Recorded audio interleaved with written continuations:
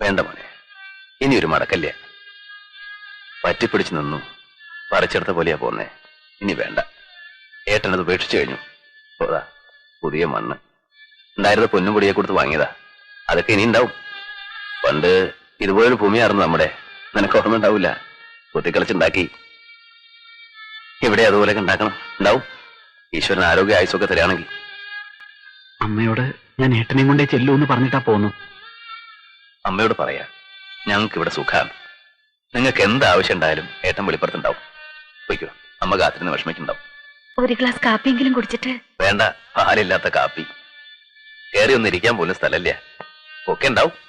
അന്ന് വരണം, ഭാര്യയും മക്കളും ഒക്കെ ആയിട്ട്. മാസത്തിലൊരിക്കലെങ്കിലും ഏട്ടൻ വീട്ടിൽ വരണം. അങ്ങനെ കണക്കൊന്നും വെക്കണ്ട. എപ്പോഴാ വേണ്ടെന്ന് വെച്ചാ ഏട്ടൻ അവിടെ ഉണ്ട്. ഇനി സന്തോഷമായിട്ട് ജീവിക്കുക. വലിയ വക്കീലാവണം. രാമൻകുട്ടി എന്നെക്കാട്ടിയും പേരും പണം ഉണ്ടാക്കണം. ഇവിടെ ഈ തമിഴന്മാരോടൊക്കെ ഏട്ടനൊന്ന് വീമ്പിളക്കാലോ. സമാധാനായിട്ട് പോ. നീയൊന്നും ഒന്ന് പറഞ്ഞൂല്ലോ, അതിൽ സന്തോഷമുണ്ട്. എല്ലാം നല്ലതിനാടാ, എല്ലാം നല്ലതിനാ. പോയിക്കോ.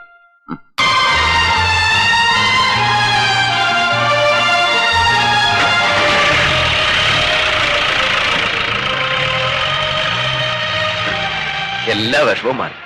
സന്തോഷായി എനിക്ക്. അവ വന്നൂലോ, എനിക്ക് അത് മതി. പാവാവൻ ഒരു സാധു.